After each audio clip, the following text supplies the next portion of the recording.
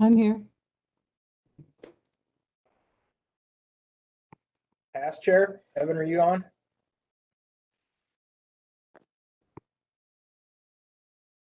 Okay. Secretary. I believe Mike is out. Yeah, who's taking notes today? It's being Recorded? yeah. All right. Josh.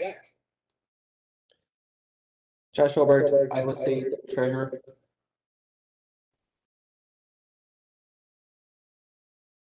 Okay. And we're just going to go across from what I can see. Paula.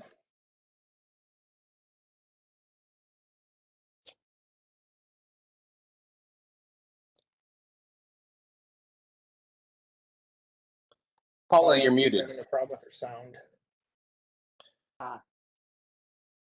Okay, maybe that'll improve the sound. I'm getting double feedback from anyone who says anything. All right. Adam. Hey, Adam Skibby here, University of Iowa. Yeah, just a reminder, everybody, make sure you mute yourselves when you're not talking. Good call. Amy. Hi, this is Amy Logan. I'm from the GIS facility. Good morning. Good morning. Bailey. Hi, Bailey Hansen, ISU Extension and Outreach. Thank you. Daniel. Daniel Terry in Indian Hills Community College. Have you? Danielle. Hi, Danielle Denai, City of Mason City, Iowa. Welcome. Frank. Good morning, Frank Wayseth, MPOJC.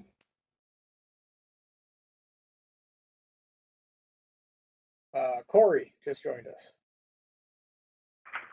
Corey Hines, City of Cedar Falls. Welcome. James.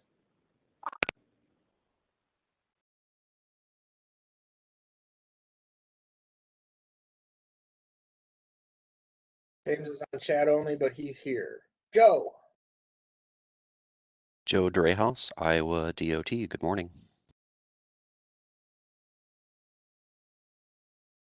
Morning. Matt. You, Matt B. Matt Boyd, Story County, GIS. All right. And Matt Hone. Hey, good morning, Matt Hone, Esri. Excellent. Robin. Robin McNeely, the GIS manager with the Iowa State GIS facility. Welcome. Sarah. Sarah Habrel, Carroll County GIS. Travis. Travis Garish, Franklin County GIS. Welcome, Travis. Is there anyone I've missed?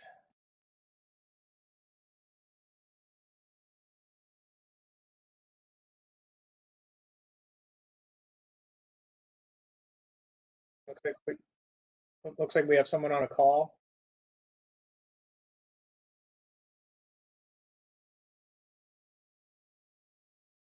And James Worm's here on chat only today. All right. Still Clay County.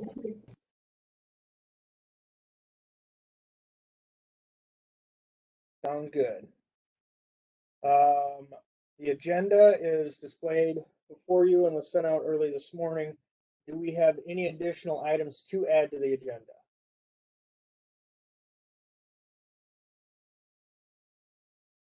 Hearing none, call for a motion to approve the agenda. Daniel Terry, I approve. Do I have a second? Frank Wayseth, second. Excellent. All in favor? Aye. Aye. Aye. Aye. All opposed? Motion carries. Josh, treasurer's report. All right. Let's see if I can do this.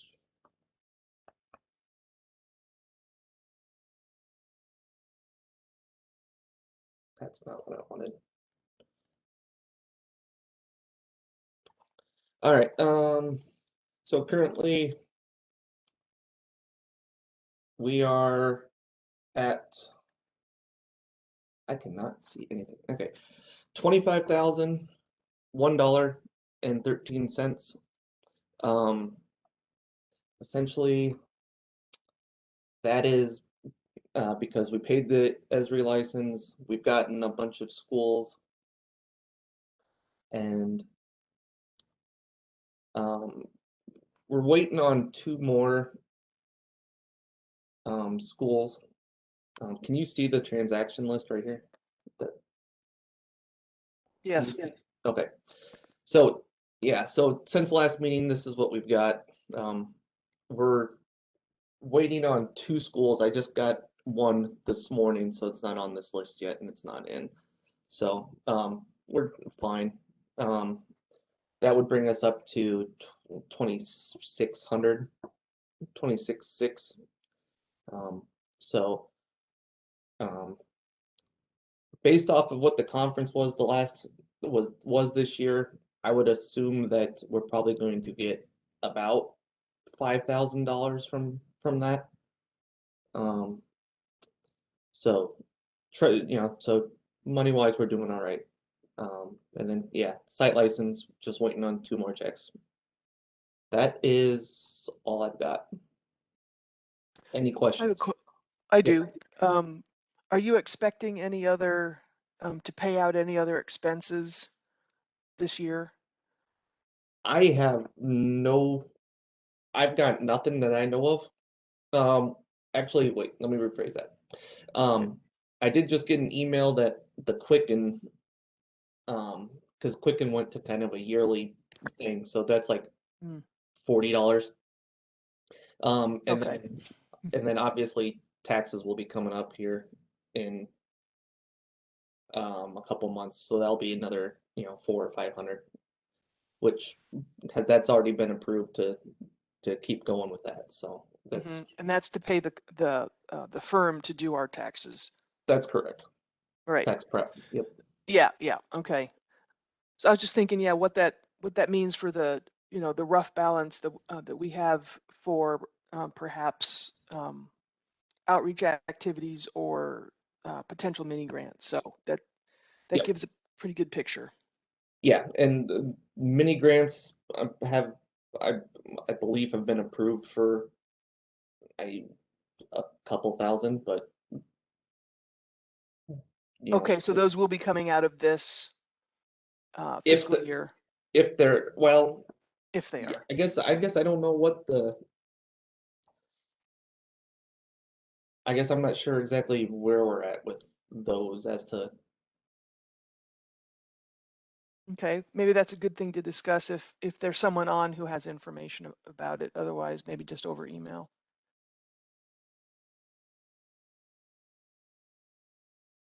But yeah, so any other questions? Do we need a motion to approve the purchase of the Quicken license? At that price, I don't think so. Okay. I'm not sure what the actual rules are for that, but I wouldn't be too worried about that. All right. Very good.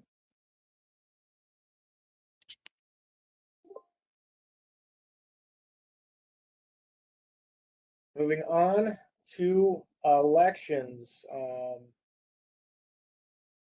Every year the boards, or every other year, we have elections to seat the board. However, because our chair rotates yearly, and there's a 3-year commitment for the chair progression being initially the vice chair, proceeding to the chair, and then to the past chair. We need to vote on a new vice chair coming in to support Penny. This time I'll open the floor to nominations for anyone seeking the position of vice chair or nominating someone for the same. So BJ, there are no current people running for vice chair. None announced. Okay, thanks.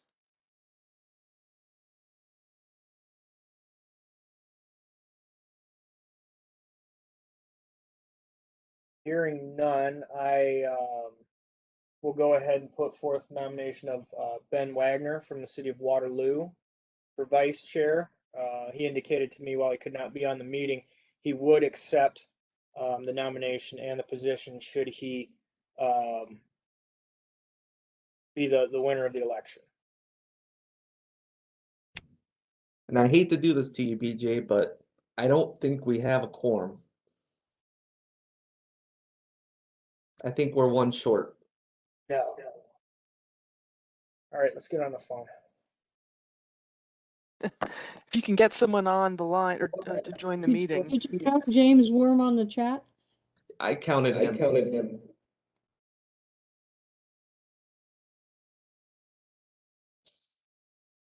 I only count. I count 12 board members on. That's the problem with having both our secretary and her husband being on the board when they're out on vacation.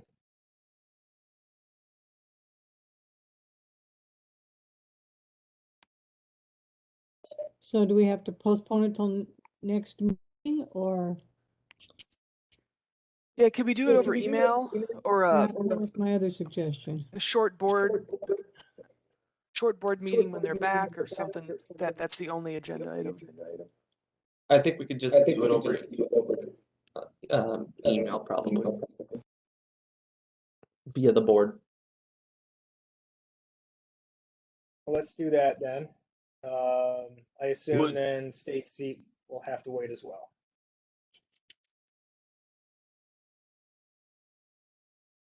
Yeah, it would. I'm sorry, go ahead, Travis. Would Brandon from Warren County qualify as a member? Yes. Let me get a hold of him quick. Right. I'm Well, trying Evan too.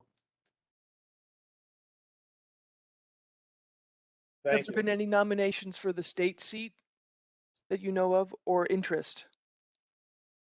I have none at this time. Do we have anyone from the state who would be willing and able to take the seat for this year, this coming year?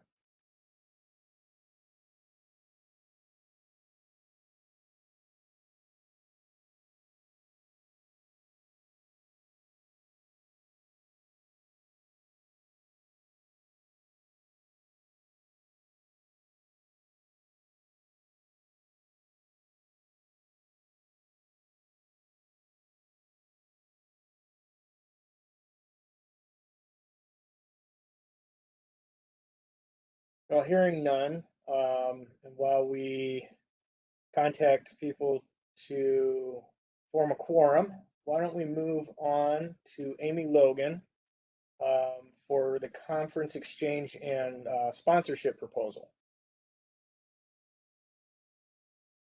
Sure. Okay, so I'm gonna just give kind of a brief background to begin with. At our October 2019 meeting, there was interest in possibly starting a geospatial conference exchange as a way to kind of get some new ideas and some new people coming to our conference from other places around the country or around the region. So I took that up and I took it to an organization that I'm a part of, America View, which is a remote sensing organization, and asked them if members from different places in the nation would be interested in taking part in this. And there was interest. So I kind of went back and forth to develop some like getting their ideas as well as taking it back to IGIC. And so now that things are open again, I mean, and then we had the pandemic, and so travel was really restricted and most conferences were virtual. But now that things are beginning to open up again, I was contacted by the Utah Geographic Information Council with interest that they would like to pursue the Iowa Geospatial Conference Exchange. And their conference is coming up in October. It's October 11th through the 15th. I think the main days of the conference are the 13th through the 15th, but they have workshops similar to what we do at the ITAG conference. And they are willing to give us 2 free registrations for a reciprocal 2 registrations at our next ITAG conference. So I guess some questions that I have is this something that ITAG or that IGIC wants to pursue? And if we do we want to try to send delegates to the October conference, or would we like to pass that up and say they could come to our June conference and we'll go to their next conference? Or I guess those are some questions I have. And so I don't know. And I have different ideas about ways we could do budgets and things like that, but I guess BJ, would you like to maybe lead some discussion on some of those things? Sure. As Amy mentioned, this was something that IGIC had discussed about undertaking some time ago. It's due to various reasons been kind of slow in coming to fruition, but Amy's done a wonderful job of putting together some ideas. The first sort of question that I have based on Amy's presentation is, are we still as an organization interested in committing to assisting those with the availability and the desire to attend conferences in our as a representative of IGIC to assist them monetarily? I'm a fan of the idea. I think the exchange would be invigorating for our members, and also maybe come back with some really nice ideas that we can incorporate here. And I'm also in favor of a significant support for travel expenses.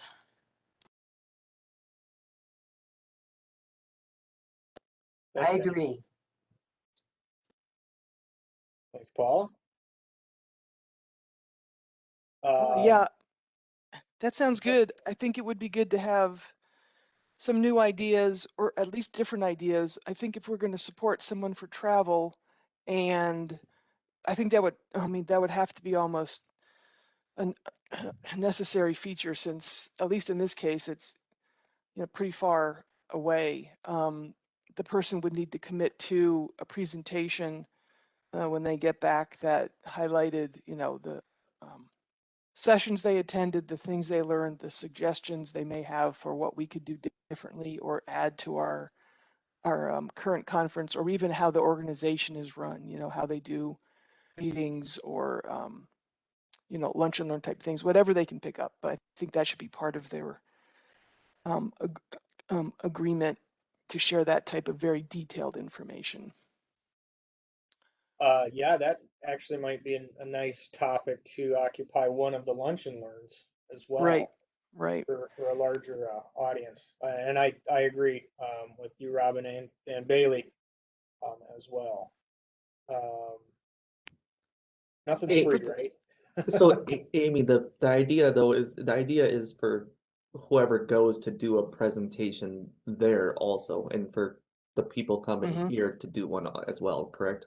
Yes, so that we're not only, you know, getting information from them, but we're also sharing. I mean, it would be nice probably to highlight some of the things that IGIC has done over the years. You know, maybe like our LiDAR program or like our Ortho, like some of our resources, some of our geographic resources, or some other things that maybe we could kind of work as a group to say these are some of the things we'd like highlighted or something like that, so that it's going both ways. I think that's important. Yeah, I didn't mention that, but yes. I also think it would be good if part of that presentation that they give at the conference would include maybe some general GIS, I don't know, resources or activity of the state, even if it's maybe not directly IGIC related, just, you know, general things like the work with the LiDAR acquisition, for example, maybe just talking to Patrick and getting some bullet points just as a mention of, you know, general GIS in the state sort of thing. And then the Geocom Next Gen 911 project would be another thing to highlight. There you go. Yes. And as far as the budget goes, I don't even know where to start, but it might be good to get, you know, a flight information and what general hotel cost would be. And then that would give us an idea of a range of a budget. And that may end up having to be very specific to the Each year. conference. Right. Exactly. Yeah. I think Amy may have some of that information, don't you, Amy? I do. Yeah. If you want to, like, I think it's $86 a night for hotel rooms. And depending on where you fly in, it's between $250 and like $400. But there's also not a lot of, there's like, you can fly into Las Vegas or Salt Lake City or a regional airport. The regional airport's a little more expensive, but it's only a 2-hour drive versus the other 2 are 4-hour drives. And so another thing that we're going to have to consider is a rental car or some other form of transportation because it's pretty remote. Yeah, Amy and I have had discussions on this and kind of had an idea of, you know, for, you know, the idea would be to have some other states possibly in on this. So it kind of almost be like a travel per diem that we could provide that would vary depending on distance. You'd have one cost, you know, one value for closer conferences and one value for farther away. Like something like, you know, a few $100s if it's within 1,000 miles, or, you know, and then a higher if it's past over 1,000. Hey guys, sorry, Paula. This is Matt H. I really like this idea. I think this is a great opportunity to exchange information with different states and learn from others. A couple thoughts. You know, first, if you know whoever the nominee or the person is that's going to be is getting exchanged, if they're going to be representing the state of Iowa, have we considered, you know, talking to Patrick, and maybe there's a state grant or something available to that could help out with some of the costs associated with that. And like a second and third, I'd be more than happy to if we're looking to extend this outside of because the initial Utah. I do support states, other states in the region too, and so if we'd like kind of an introduction to different state GIS boards or conference boards, I'd be more than happy to facilitate that too. And I guess lastly, if going back to Utah, whoever does end up going out there, I'd be more than happy to kind of introduce them to my counterpart, my Esri counterpart out there, and so there may be some opportunities there as well to get some additional kind of understanding of what GIS activity is in the state. Amy, what's the date on that again? It's October 11th through the 15th. This is Adam. If I'm not mistaken, too, Amy, you've done a pretty good job reaching out to some of these other groups, right? So there's some initial contacts that have been made. Yeah, or at least through the America View organization. Like I think there had been interest in Virginia and several other states, but Utah was like the most, like they came back as soon as like things have kind of gotten a little bit more open, and they're like, they've pursued it more. I mean, but we do have other interests, but just not that have been pursued in this kind of way. Gotcha. Yeah, I think one of the things that came up when we were talking about this back when you were starting in on it is that it's probably going to be smaller states, kind of like Iowa, just because once you start getting into the larger organizations, they've got, I mean, each of their like directional or sub-orgs will be bigger than our entire org. So they have plenty on their plate, I think. I think that makes a lot of sense. I've got I'm sorry, I'm looking at my calendar now.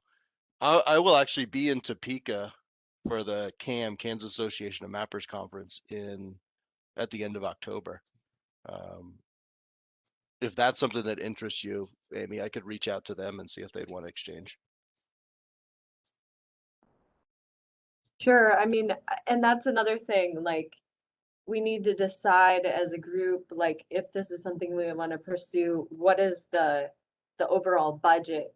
And do we want to have, I mean, Utah is offering us 2 exchanges, but if we only want to pursue one, that's fine. I mean, I think they would be willing to do whatever. I think they just want to start doing this. So, I mean, we got to make sure we have enough funding to support the people, but we need to decide how much funding we have. And so I guess those are kind of some big picture.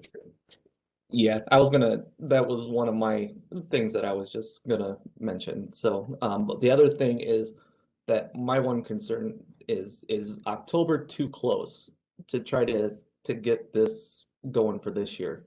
Or is it something that we need to look at for next year? I think if we get the money together and say whatever, up to $1,000 for per person, up to 2 people can go do it a per diem, and that should pretty much cover all the expenses.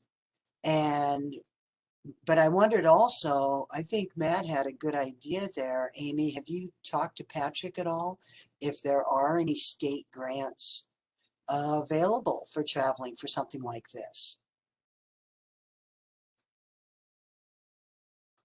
I have not pursued that. Yeah, it never occurred to me, but then, or before he said that, that's why I thought it might be a good idea, because sometimes that's out there and available. But otherwise, even for IGIC to do it, if, we set some ground rules like up to 2 people per conference, up to 3 conferences per year, more than 1,000 miles, it's $1,000, under 1,000 miles, 500 or less, up to that amount, because that is pretty much going to pay for gas and hotel when it's nearby. That seems to be what you're really asking, for those parameters to go ahead. And if some people want to do it this year, go ahead and do October. I think because it's been so long in the making already, that if we have the interest,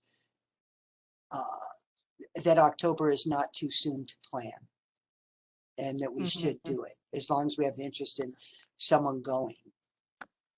And you're interested, aren't you, Amy? I'm potentially interested. I've just gotta, get all the things worked out, but So yeah, so one thing that we'll also have to discuss is how are we gonna select the people to do this? And Amy kind of had some questions together that we could ask whoever is interested, and then essentially, then we have somebody who's, a couple people that are like a selection panel or something, and I'm willing to be on that panel since I'm gonna have to be part of the money anyway. We'll have to open that up, Josh. I mean, do you think we're going to get that much interest? I don't know. Who knows? And this year, this year could very well not be the case, and it's only one or two people that would even apply. But who knows? You have to look at if this is a pilot. So, and I think Matt's point in the chat about going the state grant route, that the state grants, it might be too close to even attempt that. So maybe that's something we look into for next year, outside of this so-called pilot. And there could be more interest if we have, say, an exchange with South Dakota, next year. Interest in that might be higher than the Utah one just because of distance. There's a lot of different variables involved, but Well, I was going to say California would be more likely to get me to go, but well, Hawaii is great for everybody, but it's all depends on location, so but go ahead. the short of it is we should just do it, right? I mean, because wasn't that we've been talking about this for at least a couple of years at this point, and I think we started because we had the monies to try it. So, see how it goes. I would suggest that we would budget out for for two people to go if it's doable. And if we get two people, great. If it's just one, it's just one. But we would need, we figure out what the cost would be, that we want to provide, and we would have to vote on that. So that would be another vote thing that we'd have to have. But we vote on that budget, and for this pilot year, and that would provide us another year to figure out how we want to proceed going forward. If we go, try to look at state grants as a possibility, or if the per diem thing is too high, or too low, especially if we have more states coming on board. If we could just use, I mean, the standard per diem offered by travel for any of the state orgs, we don't have to come up with that ourselves. So the real issue that's going to cause any variation would be plane tickets if they have to fly. And rental car, that's a big consideration now. Yeah, rental cars could be an issue too. I mean, I guess it would depend on where and how. Well, for this one, there's gonna have to be a rental car no matter what. The closest airport's 2 hours away. Oh, okay. In that case, then yes. So so do we want to see what the rates are for that state for hotels and per diem, and then run it and see? The thing is we know what the hotel cost is because it's the conference hotel. Okay. So then it's just per. Yeah, so it's the per diem. It's just there's going to have to be a lot of work on whoever's going on. There's going to be a lot of work on their part to get all the transportation stuff in line, and they're going to need the backing of their workplace in order to go. And so, and I'll have to work with that person in order to figure out where's the money going to go. Does it go directly to the person, or does it go to, say Amy goes, do I pay, ISU, or do I pay her to take care of this? So there's gonna be a lot of work involved with trying to get the transportation stuff figured out. But I still think this is a great idea. I mean, we could just pay for it too. Like, I mean, how would it be much different than how you or I travel on the state's dime? I mean, there is some reimbursement and there is some where it's just covered by IGIC, right? True. It depends. I mean, I don't know how, counties work if they were to go or something, it's. So so I would say, I would make a motion that we'd have to figure out the amount, but I would say make a motion to do $1,000 a person, up for up to 2 people, to cover this pilot. And we also need to make sure we have the money for paying for 2 ITAG registrations next. Correct. Yeah, so we're looking at, 20, I would say that I'm gonna make a motion. I don't know if I'm in my proper place to say that right now or not. That it would be $1,000 per person. And so then that would also then cover, what was it? Say $250 per person for ITAG. So we're looking at $2,500 to cover 2 IGIC members going out to Utah, and for 2 Utah members to come here in June. We have a motion on the floor to establish a pilot. I'd second that. Now that's just to put it out there. We can't, once again, we don't have the amount of people to vote, so we'd have to put that in amongst the voting email. Okay, but we do have a second. I'd like to amend the motion, the text to be not to exceed 1,000 per person, since it would be, I think we should just reimburse the actual expenses and not provide the 1,000, no matter what. I just want it to be clear that that's the way that would work.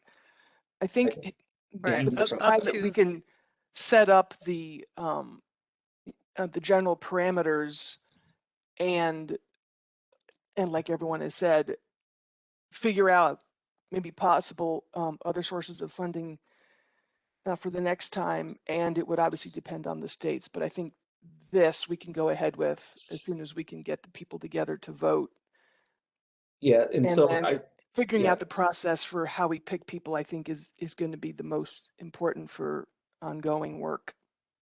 Yeah, Amy posted the questions in the chat, and I would agree to those. I can't think of anything else to add to that. And like I said, I would be willing to be on the panel to select the person if there's more than 2 people that would be applying.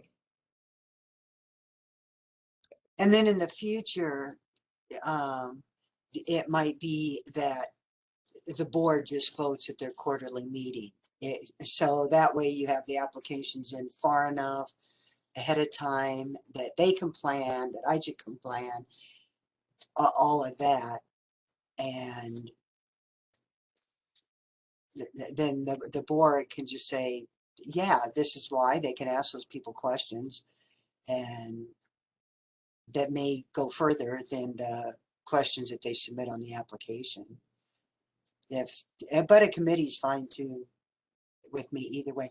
But while I'm talking, if you guys want to, okay, I saw that. So if Evan jumps on and Sean comes back, then we have enough for votes, right? If Evan gets on, then that gives us a quorum. So then we could vote today on everything. Okay, he just got out of a meeting and asked if he was still needed. And I said, yes. Okay. So do you still need Sean back on too then?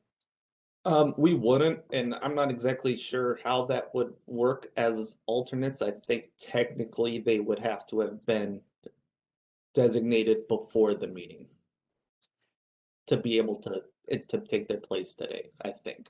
Oh, I thought alternates automatically, if the actual board member is not available, the alternate becomes the board member for that. Well, and I was never told, I mean, I don't have any information that was listed that she was the alternate, so. Oh, okay. That's Yeah, it. now So- that's what makes a difference. Yeah, so that's a good note to have. If you have alternates, let us know.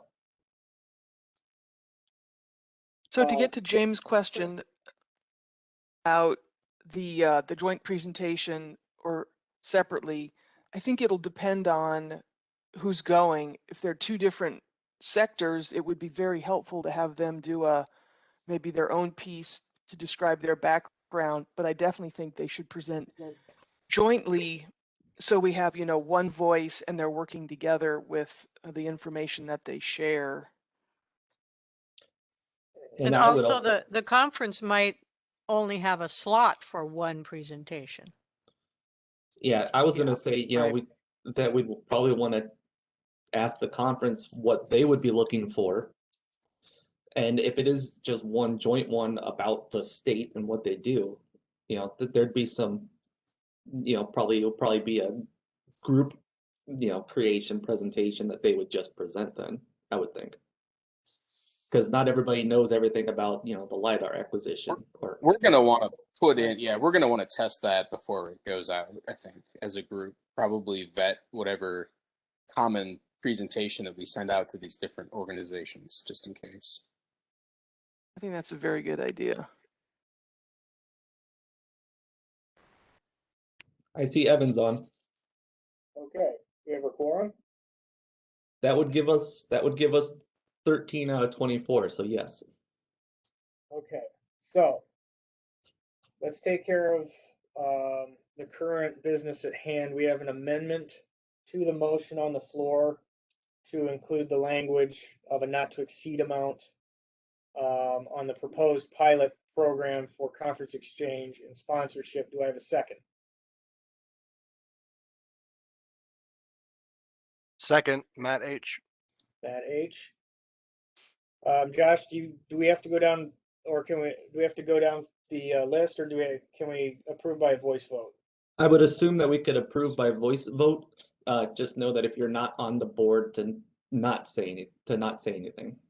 All right, all in favor of the Aye. motion? Aye. Aye. Aye. Aye. Aye. All opposed? Motion carries. I'd like to jump back to elections really quick. We have one nomination for Ben Wagner, City of Waterloo, as the incoming vice chair. I would like to take this opportunity to open nominations again for any individuals seeking the vice chair position for IGIC. Please speak now.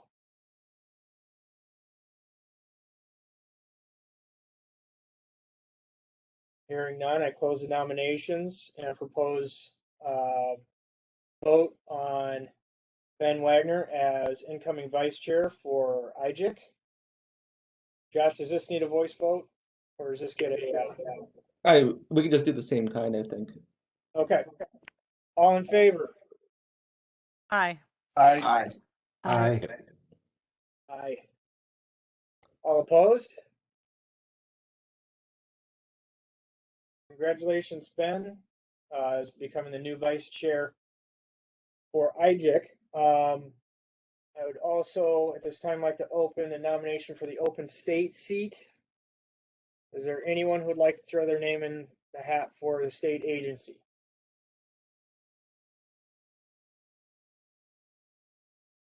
Hearing none, that remains vacant. Okay. Is there any further discussion on conference exchange at this time?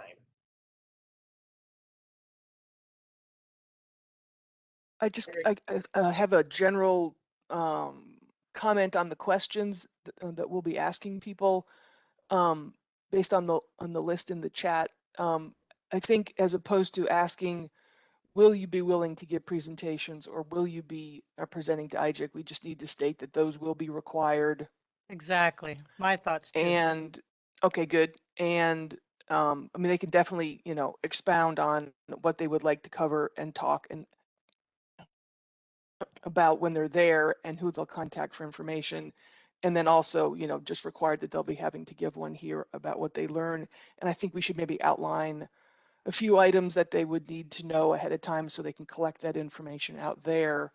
And then just the final thought that I would also like to see a draft anyway of the presentation, or at least the topics that they'll be covering. So everyone who's involved with this on IGIC at least is in agreement that it's something that we support. Thanks for that. Good suggestions. Moving on, Ortho server funding. Robin. All right. Thank you all. So I work for Iowa State University, as you all probably realize. I'm the GIS manager for the GIS facility there. From the facility,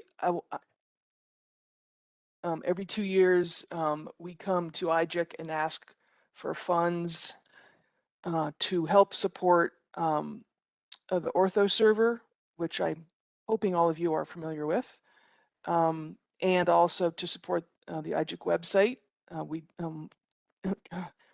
We handle that also. And our funding agreement will be up in October of this year, and the new one, if approved, will take effect in October and then go through October of 23. Up till now, at least for the last 10 years, for invoices that I could find, we've been requesting $2,200 from IGIC, and that includes $2,200 of in-kind support from the facility. This coming 2 years, I'm asking for $2,600 with in-kind support of $2,600 from the facility. It's become necessary to increase our request. As you may know, if you use the Ortho server, we've been adding layers and trying to improve the interface by using ArcGIS online web app. The Ortho server has imagery layers that we add to whenever we have access to those. We'll be getting a NAPE layer this fall for summer 21. We'll be adding the new LiDAR 2020 derived data sets.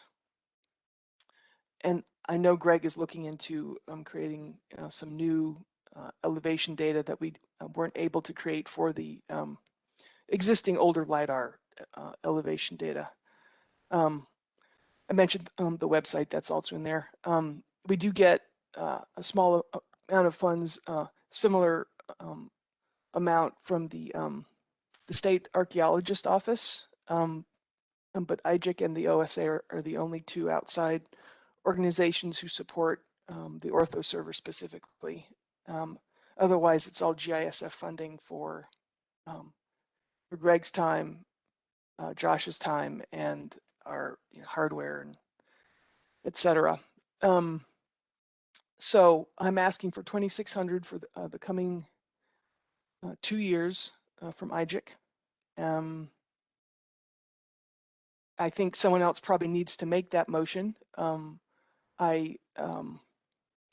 Well, on behalf of the facility, I appreciate the IGIC support, and I hope that the request is approved. If anyone has questions, I'd be happy to answer those. I'd make a motion to continue our support for this Ortho server. Daniel Terry, a second. Motion Thank you both. On the floor and seconded. Do we have any discussion?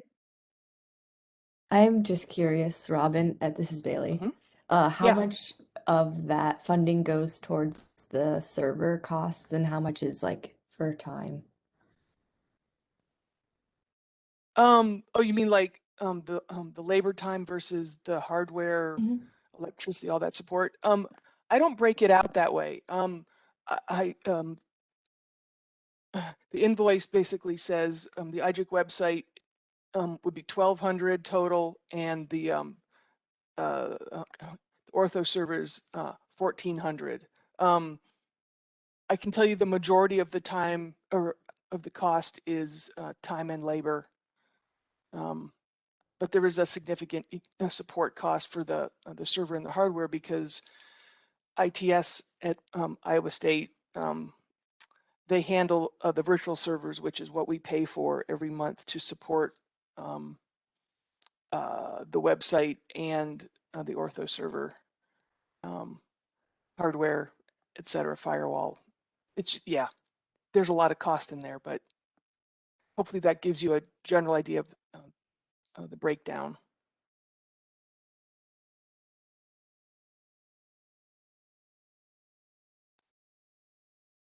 Any further discussion? Any other questions?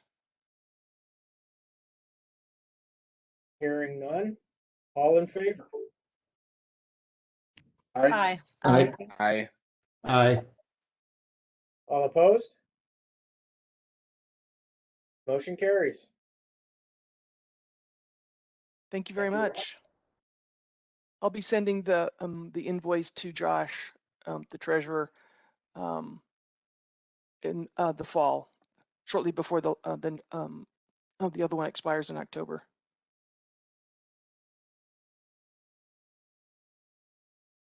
All right, thank you. Final item on the plan meeting, plans and ideas for next year with our incoming chair, Penny Vossler. Penny. Oh, yes. I had a talk with BJ at ITAG and outlined a little something that I wanted to pursue this year that's a little bit different than we've done. And that is, I would like to do some focus on education outreach to school systems and try to get maybe put together a team that went to school in-service programs and explain to teachers a little show and tell. This is what Esri's classroom, the free software and fully developed lesson plans that are available for you to use. And these are the people we have in your area who are signed up to be mentors for Esri, and so they would support you in this. And if you're interested in, but yeah, get it out there so that the kids in the future, when people ask you what do you do and you say I do GIS, and they won't say what's GIS. I thought that would be kind of nice, but a really public outreach, knowledge of who we are in our organization and how GIS, these tools are available to our school systems, but if they don't know about them, it's a little hard to take advantage of them. So that's one thing that I would like to push, and continuing our most excellent lunch and learn program. And that's basically what I got now, but I'm always open to suggestions. I have some comments, Penny. Sure. As you may or may not realize, Amy here at Iowa State is working on a funded project with that organization she mentioned, America View, to look into GIS use with the K-12 schools. And that's part of a funded work that's going on this year, ends in September. But we've asked for funds from them to continue through September of next year. And she's been working on a survey to schools, teachers specifically, to see, who's using GIS, who's heard about it, who doesn't know about it, who's willing to help develop resources. She can explain more about this, but there's some groundwork laid there. I think your idea for show and tell type work, small panel maybe to do, actual in school, would tie into this really well, because now we know which schools at least have a basic understanding of GIS, and they may be very receptive, but also schools that don't. I mean, this would definitely open their eyes, right? To what's possible. And she's been working with teachers talk like GIS people do. So yeah, things right. spread around. I'm actually doing a project. Our conservation is working with an ag class at Boone High School, and had them, or they completed this spring, but had them do a tree surveys. And I created an app for them, ArcGIS Online, and the instructor, their ag instructor, got the Esri license and usernames, and then I did the collaboration thing, which is another little education, little piece to my, I had to add that to my repertoire, and which was I loved learning new stuff. It was fun. It was great, and but so that got our toe in the door at the school. So then I communicated with their superintendent yesterday, and she's all excited. They have some sort of they have a couple different people that she thought I should, technology and learning coordinator and somebody else that she thought I should be communicating with on this project. And so sometimes it's just reaching out to an administrator or a teacher in a specific area and telling them this is what we got available, and it doesn't cost you anything. And it's really motivating for students. You know, it's story maps and things like that are bright and colorful, and there can be music and pictures, and it moves and, you know, catches their interest. But it's another way of presenting information. There's all these modules already out there, so you don't have to create anything. So yeah, I think I would love to partner with Iowa State on this project. Excellent. I do know she's been working with Debbie Stevens a little bit with her outreach up there also.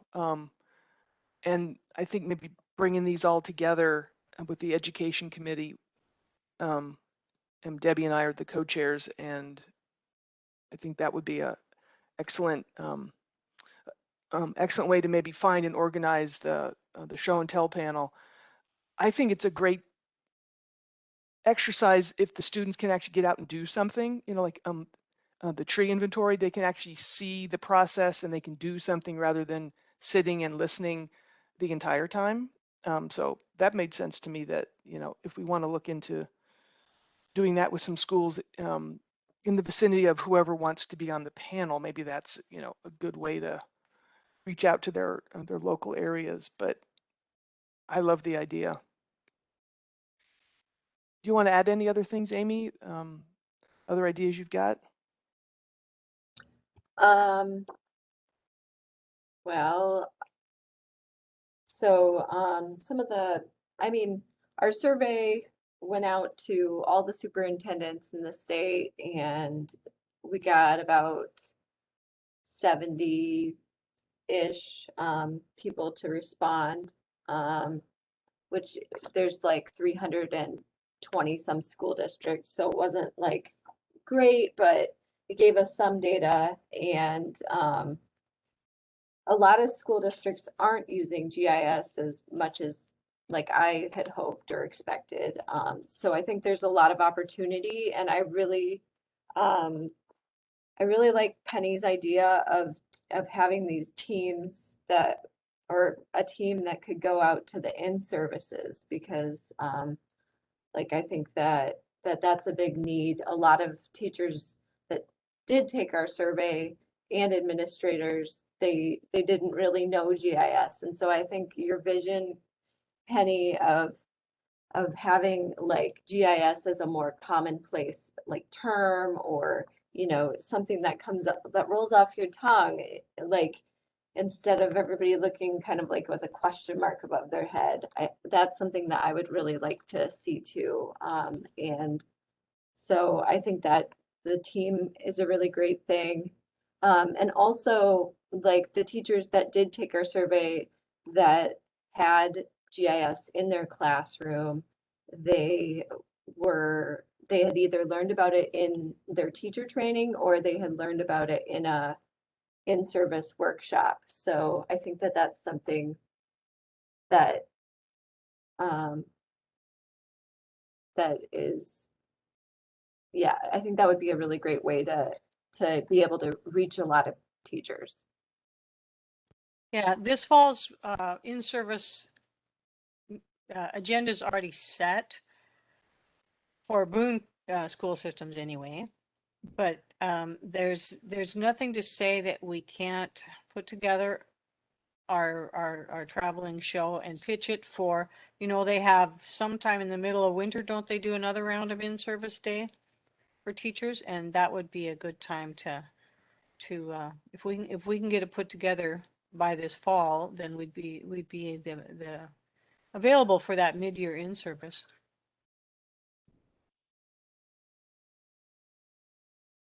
And there's also, unfortunately, it's the same week as the Utah Geographic Information Council's meeting or their thing.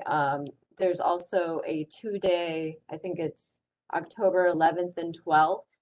There's the Iowa Technology Education Conference.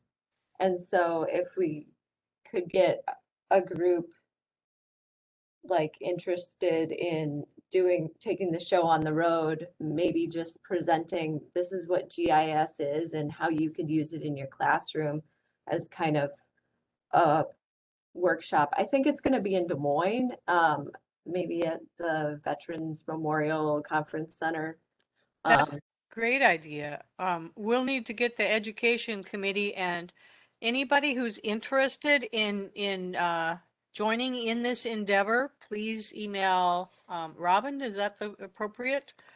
It would be, yeah. I was going to Okay. suggest the education committee is a good place to at least start the organization of who might want to be presenters. Since we don't have another meeting before that happens, let's reach out to anyone on the education committee, which includes Robin.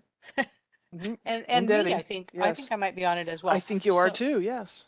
Okay. So we will try to get a group together and start working on putting a presentation together for educators, for technology educators. Educators will polish it up, make it flash and bang and whatever else it needs to do to get their attention, and we'll start there. I would suggest sending out an email to the larger group so you can hit people who aren't on the call. Excellent. Right, yep. I think there would definitely be people who didn't express interest in the education committee at first, but now that there's a specific thing they could work on, they may want to do that, because I know that was part of some survey results as people indicated interest, but it would depend on the event. Penny and Robin, if you guys would like Esri support for that, for your outreach with the education committee, please let me know and we can see if we can identify some resources or information. Consider yourself notified. Yeah, I think it'd be good to have Okay. handout items, especially in schools, if we could give away things and Yeah, something tangible. provide resources like that. Yes, definitely.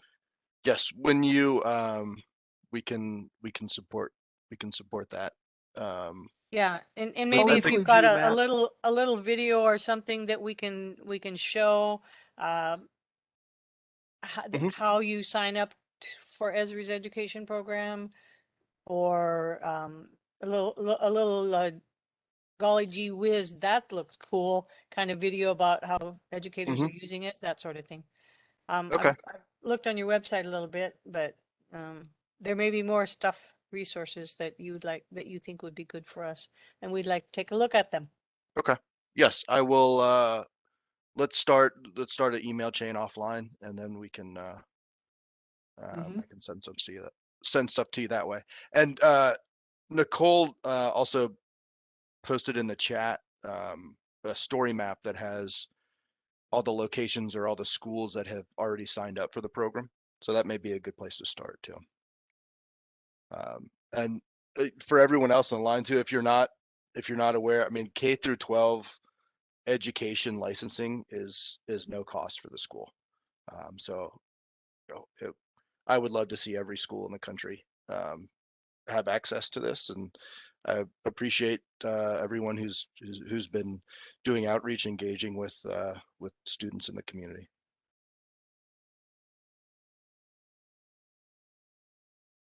A quick side thought. This is Adam again. Rick Havel and I went and did something like this a few years ago with a group of educators. I don't remember the specifics on like what it was, some sort of small conference for local people. It was in Davenport. But there was some weird pushback at the time, right? Not so much pushback, but like they needed support from like the higher up IT to accommodate the licensing. And I guess some districts were, even though it was free, were resistant to allowing them to use it. So even though they could technically get it, they weren't allowed to do it. So just as a heads up that you might run into that, and I don't know if Esri has updated literature on that to help educate the IT people just in case. But that seemed to be one of the big things that we ran into at the time.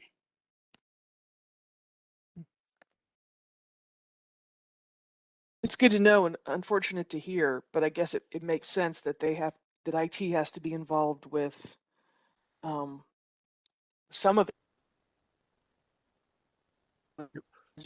Yeah, free while it's great also comes with some perceptions of there being strings attached, and I think unfortunately the while that's not true, it does actually scare people away.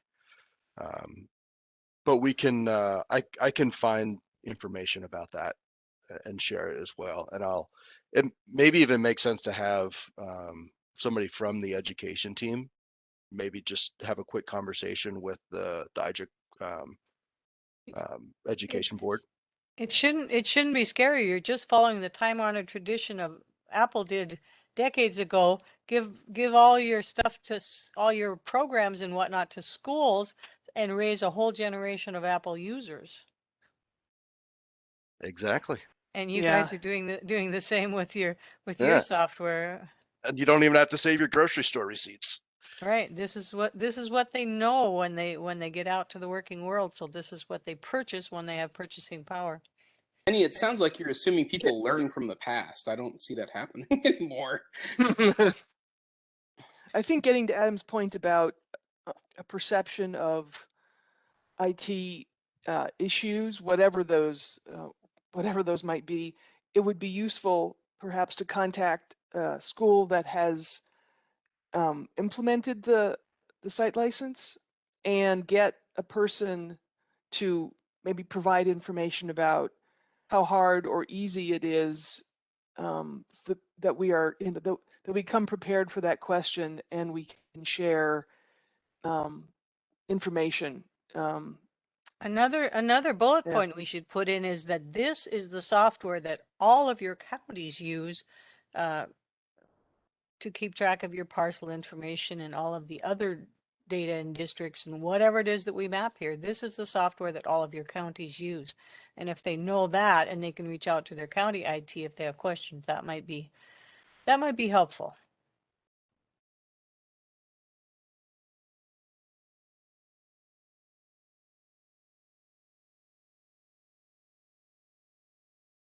Excellent. Thank you, Penny. That was great. Do we have any other items that fall under projects, conferences, or anything from representatives and regional user groups? I would like to say that hopefully some people attended the Esri user conference. It was excellent, other than too many technology difficulties. So there was a lot of so sorry about that, but it made everything available. And just some fantastic speakers from the National Geographic Society. One guy is walking the world and blogging it. Just an incredible project for years and years, thousands and thousands of miles of walking. But hopefully you guys did that or participated in it as much as possible. And then also, of course, the Magic Conference is coming up next April, and we will be soliciting for presentations, workshops, things like that. So look for that in your emails. That's all I have for that. Thank you, Paula. Anything else?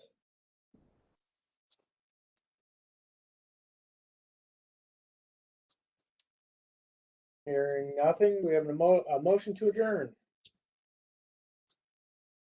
So moved. Second?